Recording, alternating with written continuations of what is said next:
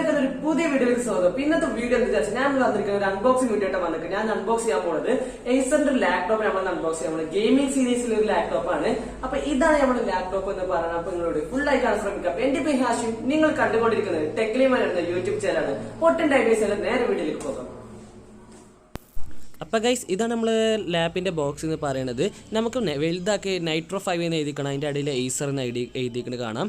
അപ്പോൾ നമുക്ക് ഒറ്റയടിക്ക് അൺബോക്സ് ചെയ്യാം. അപ്പോൾ അൺബോക്സ് ചെയ്താൽ നമുക്ക് മെയിനായിട്ട് ഇതാ നമ്മളെ ബോക്സിൽ കാണാൻ പറ്റും. നമുക്കൊരു ക്വിക്ക് സ്റ്റാർട്ട് ഗൈഡ് കാണാൻ പറ്റും നമ്മുടെ ലാപ്പിൻ്റെ.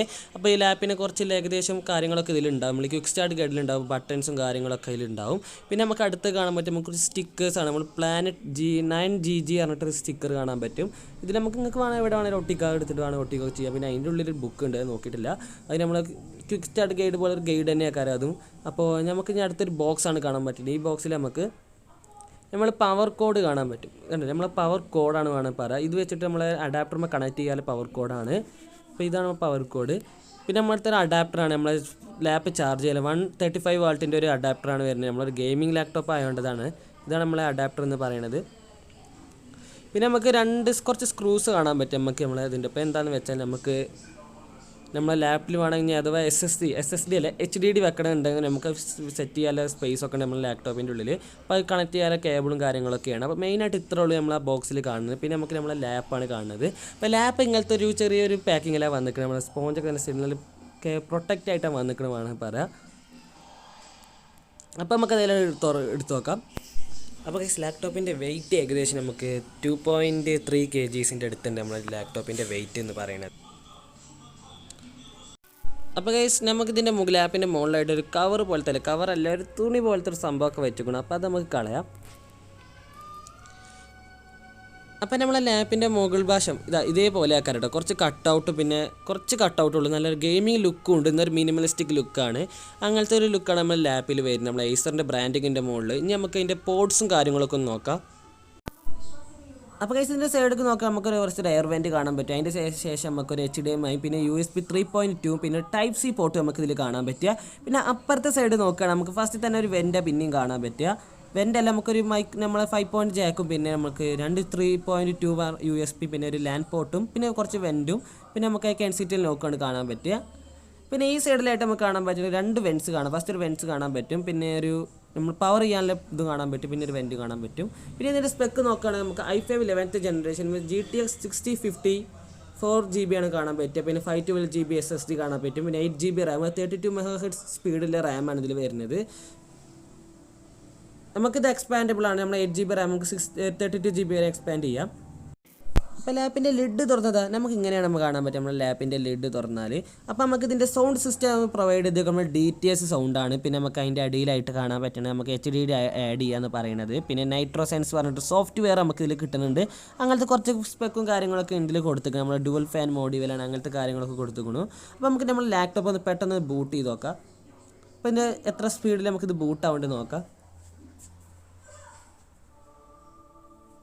ഇതിൽ 512GBൻ്റെ ഒരു SSD കൊടുത്തിട്ടുണ്ട്. നമ്മൾ സ്പീഡൊക്കെ നല്ല അടിപൊളി സ്പീഡാക്കണം, ബൂട്ട് ടൈമൊക്കെ അടിപൊളിയാക്കാൻ നമ്മൾ SSD കാരണം. ഇതിലിപ്പോൾ വിൻഡോസ് 10 ആണുള്ളത്, നമുക്ക് വിൻഡോസ് 11 അപ്ഡേറ്റ് വരുന്നത് ആക്കാരം.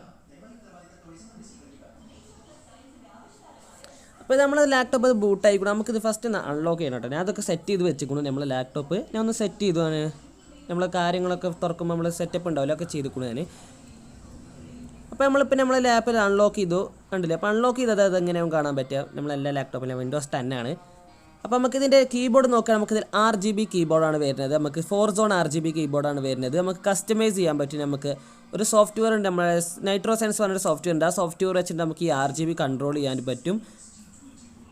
പിന്നെ ഇതിൻ്റെ ട്രാക്ക് പാഡിനെ കുറിച്ച് പറയുന്നത്, ട്രാക്ക് പാഡ് നല്ല അടിപൊളി ട്രാക്ക് പാഡ്. ഞാൻ ക്ലിക്ക് ആയിട്ടുള്ള ട്രാക്ക് പാഡാണ് പറയാം. നമ്മളെ ലെഫ്റ്റ് റൈറ്റ് സ്വിച്ചൊക്കെ നല്ല ക്ലിക്ക് ആയിട്ട് വർക്ക് ആവുന്നുണ്ട്. പിന്നെ നമ്മുടെ ട്രാക്ക് പാഡ് നല്ല റെസ്പോൺസീവാണ്. നമുക്ക് എല്ലാ ജെസ്റ്ററും കാര്യങ്ങളൊക്കെ ഇല്ല ട്രാക്ക് പാഡുമ്പോൾ വർക്ക് ആവുന്നുണ്ട്. പിന്നെ നമ്മുടെ കീബോർഡ് നോക്കുന്നുണ്ടല്ലോ, ഇതാണ് നമ്മളെ RGB കീബോർഡ്. നമുക്ക് 4 സോൺ RGB കീബോർഡ്, നല്ല ഭംഗിയാണ് ഇത് കാണാൻ.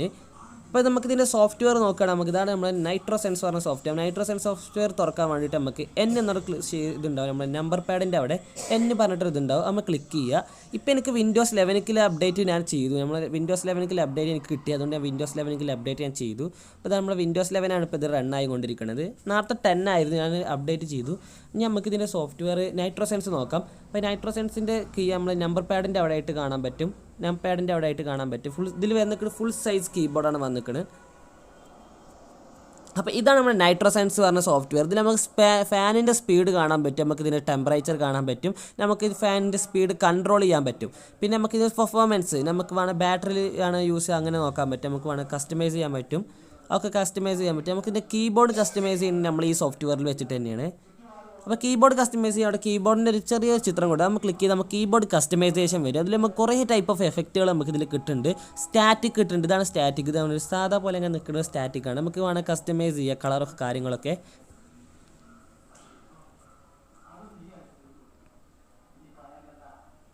നമുക്കിങ്ങനെ നമുക്ക് ഇഷ്ടമുള്ള പോലെ ഇത് കസ്റ്റമൈസ് ചെയ്യാൻ പറ്റും. അതേപോലെ നമുക്ക് വേവ്, അങ്ങനത്തെ ബ്രീത്തിങ് മോഡ്, അങ്ങനത്തെ എല്ലാ മോഡ്സ് ഇതിൽ വരുന്നുണ്ട്. അപ്പോൾ ഇതിൽ കുറേ മോഡ്സ് ഉണ്ട്, നിങ്ങൾക്കൊക്കെ നിങ്ങളെ ഇഷ്ടത്തിനനുസരിച്ച് ഇങ്ങനെ മാറ്റി കളിക്കാം നിങ്ങൾക്ക് നിങ്ങളുടെ കീബോർഡിൻ്റെ ഇതൊക്കെ. അപ്പോൾ ഇതിൻ്റെ ബാറ്ററി ബാക്കപ്പ് എങ്ങനെ വരുന്നതെന്ന് വെച്ചാൽ നമുക്ക് ഇതിൽ ബാറ്ററി ബാക്കപ്പ് 5 മണിക്കൂർ ഏതായാലും ബാറ്ററി ബാക്കപ്പ് കിട്ടുന്നുണ്ട്. അതിൽ നമുക്ക് 57 വാട്ട് അവറിൻ്റെ ബാറ്ററിയാണ് ഇതിൽ വന്നിരിക്കുന്നത്. നമുക്ക് 5 മണിക്കൂർ കിട്ടും. പിന്നെ നമ്മൾ ലോ പവർ മോഡ് പിന്നെ കുറച്ചൊരു 50% ഒക്കെ ലോ പവർ മോഡ് ഓൺ ആവും. അപ്പോൾ നമ്മൾ ലാപ്ടോപ്പ് യൂസ് ചെയ്യില്ല, പ്ലഗ് ചെയ്ത് യൂസ് ചെയ്താൽ നമുക്ക് ഗെയിമിംഗ് പെർഫോമൻസ് ഒക്കെ അടിപൊളിയായിട്ട് കിട്ടുള്ളൂ.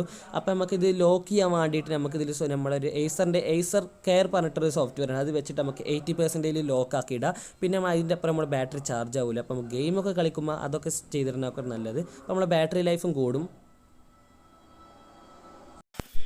അപ്പോൾ ഗൈസ് ഇതിൻ്റെ ഹാർഡ്വെയർ സ്ലോട്ട് നോക്കുകയാണെങ്കിൽ നമുക്ക് 2 RAM സ്ലോട്ട് വരുന്നുണ്ട്, 2 SSD സ്ലോട്ടും വരുന്നുണ്ട്, ഒരു HDD സ്ലോട്ടും കൂടി വരുന്നുണ്ട്. അപ്പോൾ ഇതാണ് ഇതിൻ്റെ ഹാർഡ്വെയർ സ്ലോട്ടുകളുടെ കാര്യമൊക്കെ പറയുന്നത്.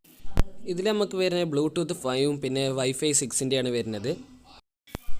അപ്പോൾ ഇതിൻ്റെ ഡിസ്പ്ലേ നോക്കുകയാണെങ്കിൽ 300 നിറ്റ്സിൻ്റെ ഒരു ഡിസ്പ്ലേ വരുന്നുണ്ട്. അതിൻ്റെ ഇപ്പോൾ 144 ഹെർട്സിൻ്റെ ഡിസ്പ്ലേ ആണ്. അതിൽ 45% NTSC ഉണ്ട്. അപ്പോൾ ഇതാണ് ഇതിൻ്റെ ഡിസ്പ്ലേ സ്പെസിഫിക്കേഷൻ എന്ന് പറയുന്നത്. എല്ലാവർക്കും വീഡിയോ ഇഷ്ടപ്പെട്ടെങ്കിൽ ലൈക്ക് ചെയ്യുക, ഷെയർ ചെയ്യുക, സബ്സ്ക്രൈബ് ചെയ്യുക. അപ്പോൾ നമുക്ക് മറ്റൊരു പുതിയൊരു വീഡിയോയിൽ കാണാം.